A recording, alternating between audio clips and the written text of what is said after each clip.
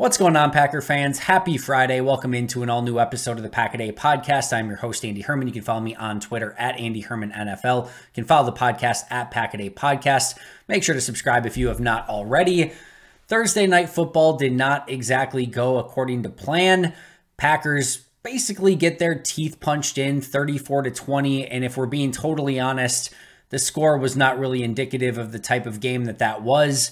The Lions brought it to Green Bay early and often with a level of physicality that Green Bay was not really able to match, and Green Bay got outclassed at Lambeau Field at home in prime time, and Green Bay and that young team and that young roster was simply not up to the task. Give Green Bay a slight amount of credit for fighting back and getting it within 10 in the second half and those sort of things. You don't ever want to see the team give up, which they didn't for the second consecutive week. But there was a level of, just complete ineptitude is what I would say through a huge chunk of this game, where you don't really get moral victories when it looks like that for a huge chunk of the game the way that it did. You do in some capacity if it's like New Orleans, where you look like garbage for 3 quarters, but you come back and win the game. You get more forgiveness in those sort of situations. When you look like garbage for 3 quarters, make a little run, and then kind of look like garbage again, you don't get that same level of forgiveness, especially when it happened for a second game in a row where there was that huge level of ineptitude. So I think it's certainly fair to be frustrated with a lot of things that went on in this game. Like I said, you can give them some credit for sticking with it, fighting through it, but I don't know. That's the bare minimum of expectations at that point. And there's so many different things that we can go over here. I think let's start with 2 different dynamics of this. I think on the one side, it is fair to point out that if we are going back to what our expectations were going into this season, this is what we expected. We expected this team that was going to be quite the roller coaster, that you didn't know what you were going to get on a play-by-play, quarter-by-quarter, week-by-week basis. There was going to be some high highs, there were going to be some low lows, and there was going to be some inconsistency. In some real capacity, this is what we expected. I think if you would have told everyone after 4 games that the Packers were 2-2 with a +4 point differential, with some really impressive moments and a couple of wins and some really awful moments and a couple of losses, I think you probably would have said, yeah, that sounds about exactly what I expect from this team. So I do think it is important to remember the expectations that you had going into the season and basically not overreacting when you get exactly what you expected. This is almost to a T what we expected through 4 games on this season. And what you always wanted to see is that this team would get better as the year would go along, that they would make progress, that they're playing their best football at the end of the year. And this was also always going to be an evaluation year, and who was going to help bring this team into the next era and who was not up to the task. And I think we're certainly gaining more and more information on exactly that. But this is sort of what we expected. So I think on one hand, it's important not to overreact and not to get too insanely frustrated when, like I said, this is almost to a T. If you would have charted out exactly what your expectations were through 4 games, 2-2 +4 point differential, all of it is almost exactly to a T, this exact scenario, this exact situation. It's what we expected. On the other side of things, and I think it's totally fair to feel this way, if you are frustrated that the same mistakes that has plagued this team over the past couple seasons, specifically last year, are plaguing this team in 2023, I think it's totally understandable and frustrating to see those sort of things rear their ugly heads again, specifically with the, I would say lack of physicality at times, specifically with the complete inability to stop the run, specifically with the complete inability to run the ball, specifically with the inability to get Aaron Jones the ball when he is in early in games. Aaron Jones touched the ball for the first time when they were down 24-3 in this game. They were down 24-3, and Aaron, now technically, he touched the ball on one of the very first plays where Love scrambled around and kind of threw it at him quickly on a ad-lib play and he dropped the pass, it would have gone for like a yard. But that was not a schemed play for Jones. It was not a completed play to Jones, and it was just a, chicken with your head cut off type of play. So I'm not counting that one. Aaron Jones had the first touch, 24-3, they were losing at that point. So yeah, if you're frustrated with the same mistakes over and over and seeing some of the same things schematically on defense, seeing some of the same things that don't work on offense, and just not being able to be up to par against teams that are more physical, by all means, be frustrated. There is plenty to be frustrated with that type of performance over and over and over again. So I totally get that. So again, on one hand, I'll just say one more time, sort of what we've expected up to this point, what we would have predicted going into the season, but you wanted to see growth and improvement. Let's just take, for example, the run defense. You were hoping / expecting that there were going to be some changes to the way that this team would play run defense. Maybe a more penetrating style of defense, which could give up some more explosive plays from time to time, but a more disruptive defense. We haven't seen that, at least not with any level of consistency. We haven't seen them basically dare teams at times to pass over them, which Matt LaFleur sort of mentioned in his post-game press conference in this one. Listen, at some point, if you're need to stop the run, you need to just put everyone up in the box and make sure that you're stopping the run. And Green Bay could not do that. This is their second 200 yards allowed performance in 3 weeks on the ground. So totally understandable to be ticked off and frustrated when those things continue to happen. And what you want to see from this team is to be, and Mike Wall talks about it all the time. I'm excited to talk with him on Friday, and that episode will go up, I think, sometime on Friday. You want to see this be more of a process-driven team. And there was a lot of really bad process in this game. From the inability to run the football, from just sort of some of the things that you were asking your team to do on offense, to we'll get to some of the scheme stuff on defense, the kick returns from 8 yards in your own end zone. There's just some really bad process. And it's okay when you see those initial mistakes happen in the first few games of this season.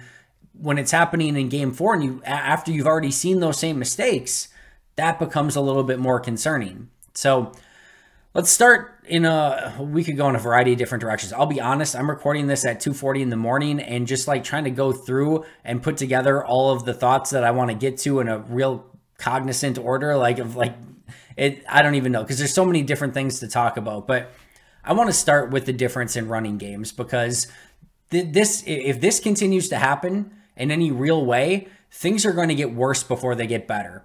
The difference in running games in this game was striking in a huge way.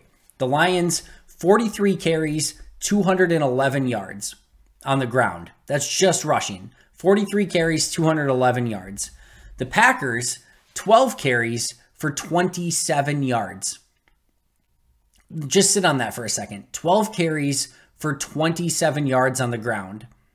The Packers running backs on the year, through 4 games now, have 217 yards on the ground. 217 rushing yards for the running backs through 4 games. The Lions, now part of this was a 40-yard end around, and there's some other things baked in there as well, but the Lions rushing in this game had 211 yards. The Packers running backs through 4 games, 217 yards. They are not right now a team that can run the football with any measure of success, and they cannot stop the run with any measure of success.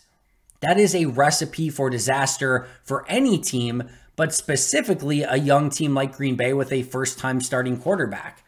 We'll talk about Jordan Love, and this was clearly not one of his best performances.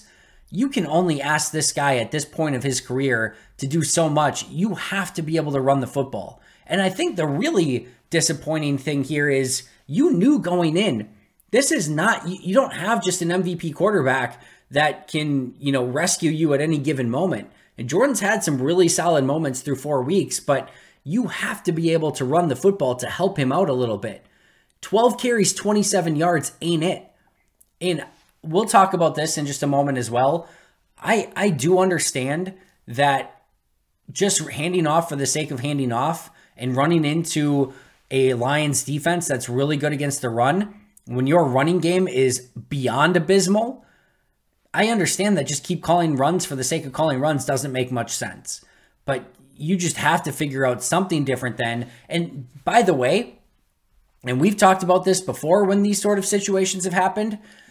There are more ways than just handing off the ball to Aaron Jones to get him the ball. If you need to run him on the jet sweep, if you need to make sure that he's getting something in the screen game, we saw the Texas route against Chicago in week 1. I don't care what it is. If you want to have him out wide and run those quick little bubble screens out to him, however you need to do it, by all means, do it. I'm to the point where, heck, if you need to get him the ball in a freaking wildcat, at some point, if you need to put him in as kick returner, I don't care at this point. That guy needs to touch the ball before the game is 24-3. So that, again, we've gone over this stuff before as well, but this is not a situation where they can continue to live with the differential in running game being minus 180, whatever it is. That's insane. And there's a couple things that we need to talk about here, because when you talk about difference in the running game, it comes down to a variety of different things. The first one is physicality in the trenches. You look at the difference in physicality between these two teams, it's extremely noticeable. But even above and beyond that, take the Lions out of this. Take their offensive line and defensive line out of this. Look at Green Bay's offensive line and defensive line. On the offensive line, we'll start there, offensive line. Who do you want to run behind? If you need to get 2 yards, where do you want to run? There's not a single offensive lineman that played in this game that is a mauling physical offensive lineman. That is how this team is built. There is not a level of physicality and butt kicking in the trenches that you see from this team. They don't have those type of players. We'll talk about that in just a moment. On the defensive line and on the defensive front, we can include edge rusher in this. Right now, who are your ass kickers on that defensive front? Kenny Clark, all right? TJ Slayton is a solid run defender. He's not the intimidator, but he's a solid run defender.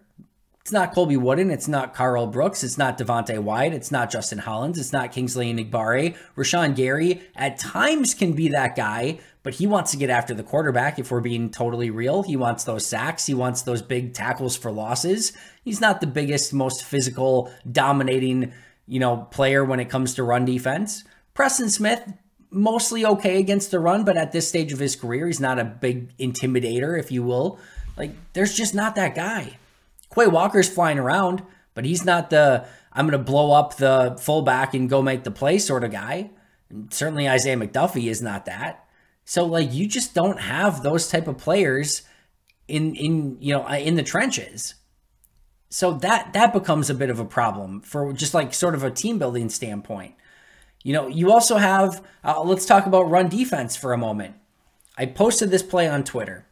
It is 2nd and goal from the 2-yard line. And this is a perfect microcosm of just how this team needs to be better from a just overall concept standpoint and just what they're putting out on the field. It is 2nd and goal from the Packers 2-yard line.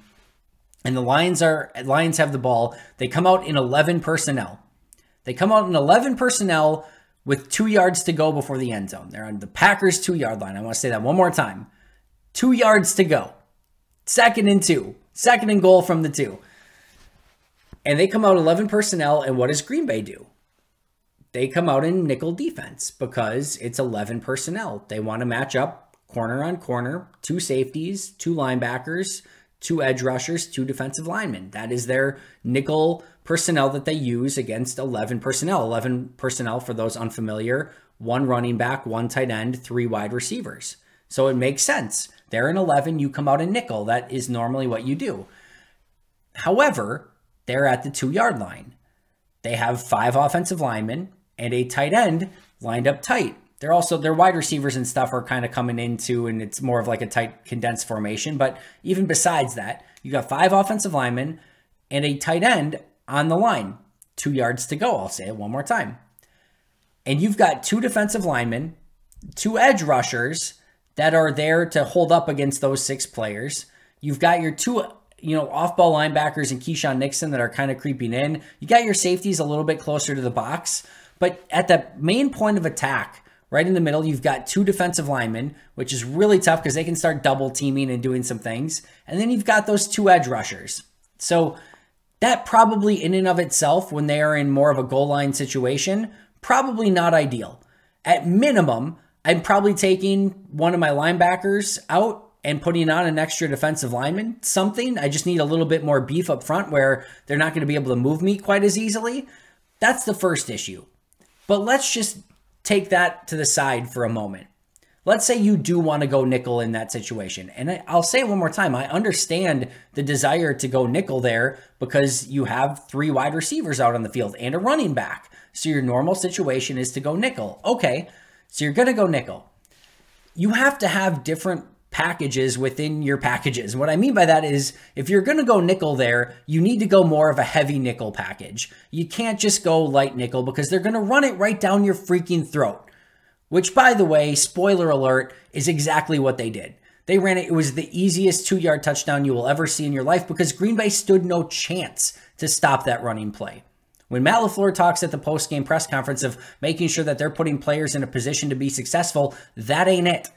That is absolutely not it. But I'll go back. I want to take one more step back. If you do want to do it, you want to go that heavy, maybe more of a heavy nickel, but more importantly, you have to make sure that you have your most physically imposing front players on the field to make sure that you can hold up against, because you're undersized, you're undermanned. You've got 2 defensive linemen, 2 edge rushers to go up against their 5 offensive linemen and a tight end. You don't have the ability to just kind of put whomever out there. And here's the bigger issue. Those front 4 on that play, Kingsley and Igbare, one of your worst run defenders at edge. Probably your worst run defender at edge is Inigbare. He's in a goal line nickel package with 2 yards to go. Carl Brooks, he's more of your nickel personnel guy. That is not the guy you want in your goal line situations. It just, plain as day, is not. Especially if they're going, again, spreading you or like 11 personnel and you're on the 2-yard line. They've got TJ Slayton in there, which is fine. That's one of the guys you definitely want in there. And then the other one's Justin Hollins. Probably the next, worst edge rusher from a run defense standpoint. So you kind of have your worst run defending defensive lineman in Carl Brooks. You could argue Colby Wooden as well, one of the two. Probably your worst edge defender in Igbare, and probably your second worst run defender in Justin Hollins. No Rashawn Gary, no Preston Smith, no LVN, no Kenny Clark, no Devontae Wyatt. What are you doing? You cannot have, at the same time, them be on your 2-yard line, you go 2 defensive linemen, 2 edge rushers, be completely undermanned, and have your worst run defense personnel on the field. Now, if you want to be complete devil's advocate, you could say they're in 11 personnel, we have to have 3 corners on the field, and you could say we would love to have had TJ Slayton, Kenny Clark, Preston Smith, Rashawn Gary, some version of that out on the field, but our defense had been on the field the entirety of the game, and those guys were tired and couldn't be out there. First of all, I don't care. They need to be out there. Tired or not, I will take tired Kenny Clark, tired LVN, tired Preston Smith, tired big physical defender over the guys that you put out there in that situation. The other thing is, you at minimum, then you need to supplement it. Get a safety out of there and put another defensive lineman in. Get a linebacker out, put another defensive lineman in. If you want to match up with those corners on wide receivers, by all means, fine. If you need 3 corners out there, fine. But then you still have to stack the box and make sure that you can be stout at the point of attack. You simply cannot just let them run for a free 2 yards for a touchdown, which is basically what you're doing when you line up in a nickel package that has Carl Brooks, Justin Hollins, and Kingsley and Igbare on that front. You have no chance. You have no chance with Quay Walker and Isaiah McDuffie and Keyshawn Nixon as your next line, who, by the way, are more of a speed linebacker, an undersized linebacker in McDuffie, and a undersized 5'10 corner. You're just going to get beat off the line over and over. So we can talk about, you need to be more physical and players need to make plays. That is a perfect situation of you are in no situation to be successful. It is a easy handoff to Montgomery. He could have, we joke all the time of like, could you gain 2 yards in the NFL? You could have gained 2 yards in the NFL and scored a touchdown on that run. So that's where we're at. Now, The offensive line for Green Bay on the flip side got smacked in this game. And we'll talk about Bakhtiari later. No Elton Jenkins. Zach Tom does play. You could tell he wasn't 100%. But Royce Newman got smacked. Josh Myers didn't play well. John Runyon Jr. didn't play great. Rasheed Walker didn't play great. Zach Tom didn't look by himself. But that offensive line got the crap beat out of it for an entire game, pretty much. So you want to talk about the difference in running games and just the overall physicality, that's all there. But I think the bigger overarching question and where some of these longer term concerns want to come in, and you don't want to jump too much to any crazy conclusions after a bad loss or even just 4 games on the season, but you have to start asking, like, what do you want this team to be?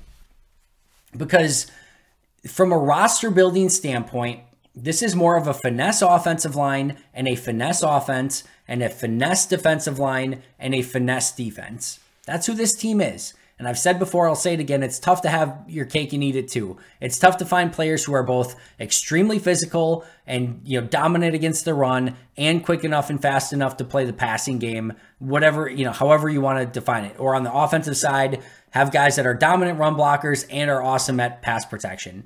We would all love those players that can do everything. There's just not very many of them out there. And if you have a few, you're paying them a ton of money because they are so rare. You can only get so many. But you have to figure out what it is that you want to be as a team, because this sort of finesse version of the Packers that you have on offense and defense isn't going to cut it against the Atlanta Falcons, where they're just going to run it down your throat, against the Lions, against the 49ers, against these more physical teams in the playoffs that Green Bay has come up against in years past, and they just couldn't cut it.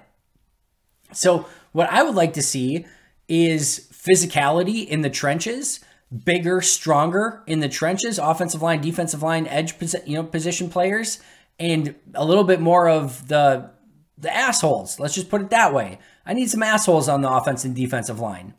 And then on the speed outside, your playmaker positions, your corners and things like that, that's where you can have a little bit more of the speed and the finesse, the playmaking positions. But this team sometimes has it backwards. You've got the power guy in A.J. Dillon at running back, and you've got finesse guys on the offensive line. That's not doing anything for you.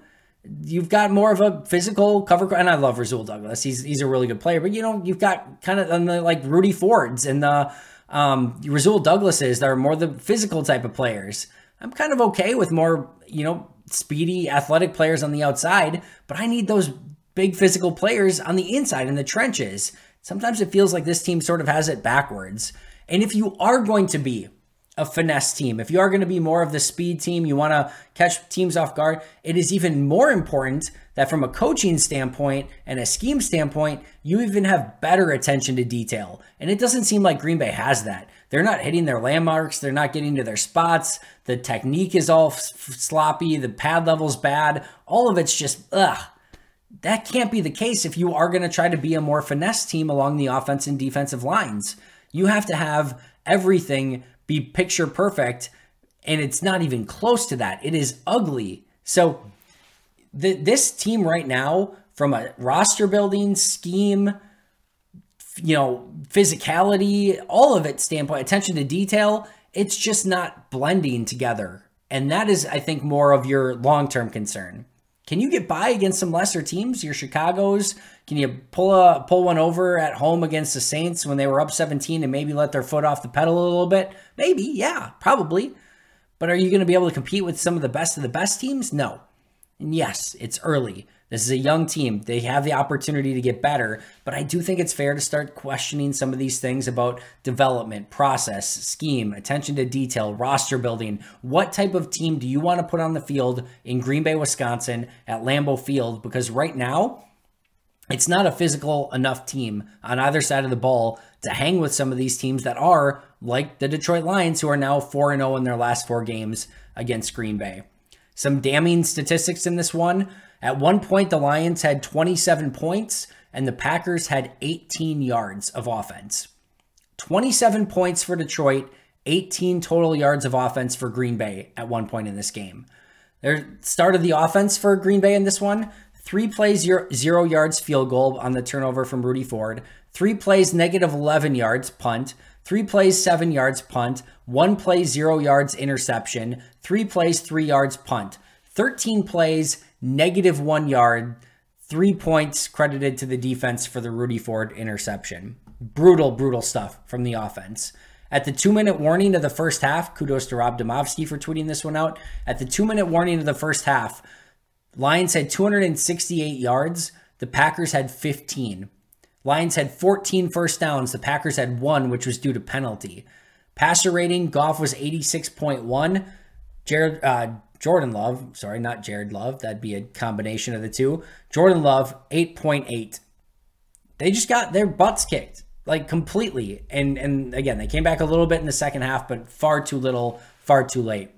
Jordan Love in this one, 23 of 36, 246 yards, 1 touchdown, 2 picks, 5 sacks taken for 43 yards, 2 carries, -2 yards, and a touchdown. Did have a 2-point conversion throw and a missed 2-point conversion run. Up and down sort of again from Jordan, just inconsistent. Didn't do much to help his team early, but he was under pressure and duress through the entirety of the first half. He never gained a level of comfortability, tried to make some plays. He missed a throw here or there. Let's talk about the first interception. First interception is a play that they have run with Rodgers and Love over and over and over. It's just that little quick play action. You get the linebackers to suck up. It creates this little void in the defense. The wide receiver comes on a skinny post or kind of like a slantish type play, gets open, and you're basically faking the handoff, and by the time you get your head around, it's almost like a trust throw. You just know it's going to be there. One thing when you don't run the football as well, linebackers, a little bit more cognizant of just dropping back in passing lanes and not honoring that play action quite as much because you can't run the ball anyway. In this play, usually what you see is those linebackers get sucked so far up that they're not even in the screen to be able to potentially make a play. So Love pops up, gets his head up. He's used to that just being wide open. And instead, Anzalone backs up into that zone, tips the ball. Safety makes a nice interception on it. Could there have been an opportunity for Jordan to see that there was a linebacker there and have vision on it and not make that throw? Probably. At the same token, like that, again, that's one that's almost like just drilled into you where you're faking the handoff. You're not even looking at the defense. And then it's just a quick look and rip.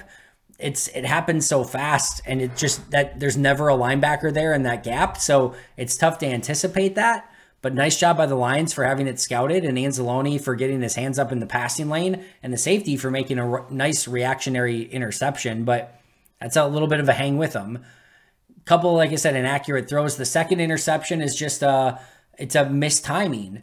And they did a great job, both Jordan Love and Matt LaFleur, of basically explaining it. But you have, so how the offense works is you have your initial route, and then once the play breaks down, you have sort of your secondary off-script route that you know where you're going to go and start going off script. And they plan that stuff. They go over it ad nauseum, like they go over it over and over and over on how to run that stuff. So what happens is Jordan is seeing Romeo on his initial route and assuming that he's going to continue that initial route because he's kind of got vision on him, and he throws that initial route. And then, of course, it was intercepted. What Romeo is seeing Jordan start to move within the pocket and start to sort of scramble and ad lib. So he's starting, he doesn't think Jordan's going to throw it to him on the initial route because Jordan's starting to roll out and buy time. So he starts his secondary ad lib route where he's going to the corner, which was, if that's what he is, he's going to come wide open in the corner of the end zone for a potential touchdown. But Jordan, he's thinking he's not starting the ad lib process yet and is just going to his first read. Romeo's seeing Love start rolling out and being like, oh, he's starting to improvise. I need to start taking this route somewhere else. And it's just, that's going to happen. That's sometimes the cost of doing business in the NFL, but just one that they'll have to kind of work on together. So not a great day from Jordan. I think everyone would probably agree with that. Some things you can take away that are positives, but we'll have to kind of take a look at it a little bit more on the All-22 when that comes out. But overall, kind of some of the inconsistencies that we've seen through the first few weeks of the season, probably at a greater level in this one. I had some quick offensive notes. Let's see. Let's talk about the game plan really quick, because I know a lot of people frustrated and are like, man, Matt LaFleur's play calling to start the game was awful. And I will say there's some things like the option plays, like they're just not working. So let's scrap that and not use it on a 2-point conversion when you really, really need a 2-point conversion. There's some stuff there. From more often than not, when you say like, oh, the play calling was really bad, the plays didn't work. And you could argue that that's play calling to some extent, but the plays that he called are workable plays. You just have to go out and execute them. I would argue more often in this one, they just couldn't execute in a large part due to the offensive line play. So it's easy just to say, well, he called bad plays. Well, in hindsight, sure. But like you're calling plays to beat the defense more often than not. Like he knows what the defense is trying to like accomplish, and you have different concepts within the play that can accomplish, like probably help you no matter what defense is called. But they just didn't execute, and to me that's a bigger issue. And we go back to the running game of like, oh, they just didn't establish the run. I don't think there's a world in which they ever really established the run well against Detroit. So they were trying to just find those mismatches, and they just never really got them. And Detroit played a great game on defense. I don't know that it was necessarily a horrible game plan on offense or horrible play calling. It was horrible execution is what I would say. I thought Romeo Doubs had a nice game. Overall, he got open. There were a couple plays where, Love couldn't get it to him either, but I thought he had a nice game. Offensive line had an extremely rough day at the office, pretty much all left through right, like all 5 of them. And then Samori Toure had that awesome catch down the sideline. It was late in the game, mostly, didn't really, amount to much or whatever, but, probably too little too late is probably a better way to put it, but really, really nice catch along the sideline by Samori Toure. From a defensive side of things, it started off pretty well. They actually started pretty physical, and like 6 of the first 7 plays on defense were really good, including the Rudy Ford interception. They had a couple really nice run stops. They allowed 1 run for like 9 yards, but 6 of the first 7 plays on defense were really good. And then all of a sudden you had the Rasul Douglas 3rd down throw to Laporta where Douglas couldn't bat it away and Laporta gets upfield. And then they just picked on Rasul. And I don't know if you saw this. I think it was Ryan Wood tweeted it after the game, but the Lions saw something with Rasul. So it was just kind of a story of 2 tape studies. Rasul had done the tape study for years of watching the Lions and what they do in the red zone. And they know that they run this shallow concept to Amon-Ra St. Brown. And they know that they do that every single time. Well, the issue is they did it against Green Bay last year. I think it was last year. Well, it had to have been last year against Rasul, and Rasul jumped it last year and broke it up. And the Lions noticed that on tape and remembered it, that they knew if they gave Rasul a similar play, knowing that he's a tape watcher and what he did in the previous matchup, that if they gave him the same look, Rasul was going to bite and come up on it, and Amon-Ra would be able to swing around and go to the back of the end zone and potentially get a touchdown, and that's exactly what happened. So Rasul does his homework, knows that Amon-Ra St. Brown runs that quick shallow route every single time in the red zone, jumps it, but he jumped it last year, and the Lions knew it and saw it, got a nice, easy touchdown. That's great coaching. That's the stuff that you have to pick up on, but sort of an interesting game within the game there. So yeah, they did attack Rasul a little bit. I thought the offense did the defense no favors, just being on the field the entirety of that first half almost. A couple of players who had, I thought, solid days at first glance. I thought Carl Brooks, he had a pass defended, he had a sack, a couple other plays. So I thought he just at first glance had a pretty nice day. Quay Walker had like 1 billion tackles and was flying around the football. The special teams play not as great, but on defense, I thought he was at least flying around a little bit. And then Rashawn Gary had a couple moments as well as a pass rusher, but not a lot of 3rd and longs for this defense through the course of the day. On special teams, you had the Nixon returns that didn't go anywhere and that were taken out deep from within the end zone. You had the fumbled punt return by Jaden Reed that they were lucky to get back. You had the Quay Walker penalty, which was basically the final dagger in the game. You had the holding penalty on the return. Just some really bad stuff. Now, Anders Carlson and Daniel Whalen both really been impressive through 4 weeks so far. So there's a positive takeaway there. Outside of that, the special teams has been really disappointing through 4 games this year. You're starting to feel like it has been sort of the same issues, like we talked about with everything else so far, the same issues that we've seen in previous years, which is massively, massively frustrating. Some miscellaneous stuff. First of all, Carrington Valentine. I thought Valentine, it was just an interesting, he started the game, and then he came out and they put in Corey Ballantyne. And I just assumed like, all right, well, Valentine aggravated his bicep injury or just couldn't go. But they used Valentine on special teams throughout the entirety of the game. He never left with a new injury or anything like that. So it's interesting that they just flat out subbed out Carrington Valentine and put out Corey Ballantyne in his place. And also in dime, put Jonathan Owens in. So that was really interesting to me that it kind of just looked like Valentine got benched. When I was rewatching the game, I watched him. There's nothing super egregious from Valentine. So that's a bit of an interesting one. And then that was probably the most opposing fans I've ever seen at Lambeau Field. Lions fans were in abundance at Lambeau. And this was a Milwaukee ticket holder game. And yeah, it's probably tough on a Thursday night to come from Milwaukee and then go all the way home after the game and all those sort of things. You know who it wasn't tough on, apparently? People who came from all over from Detroit side of things and showed up at Lambeau.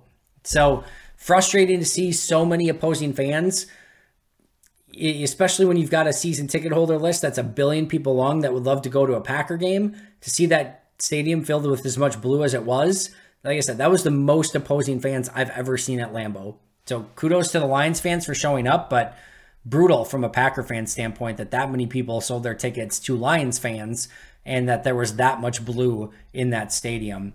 As far as we know, only one new injury. That was Luke Musgrave. He left with a concussion and did not come back.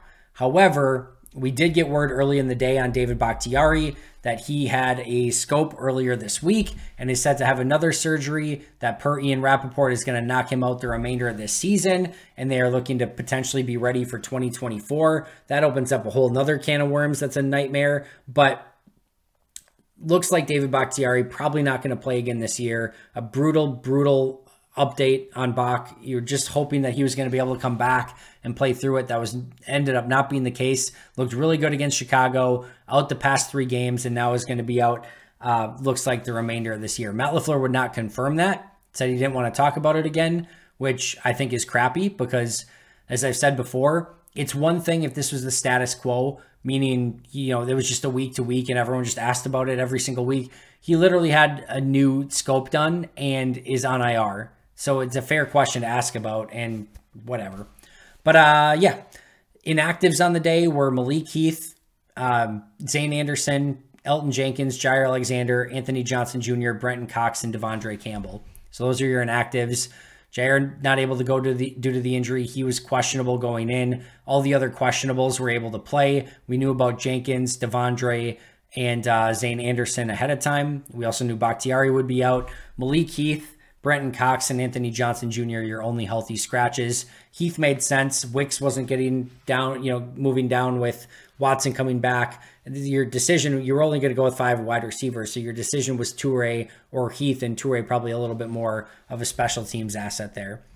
Next game is Raiders on Monday Night Football. Green Bay will have 1 game in their next 23 days. That should allow them a lot more rest and hopefully some coaching time to get back to fundamentals a little bit. This team could desperately use it. So hopefully they use it well over the next 23 days with only that 1 Monday Night Football game in there. That pretty much does it. A disappointing performance to say the least.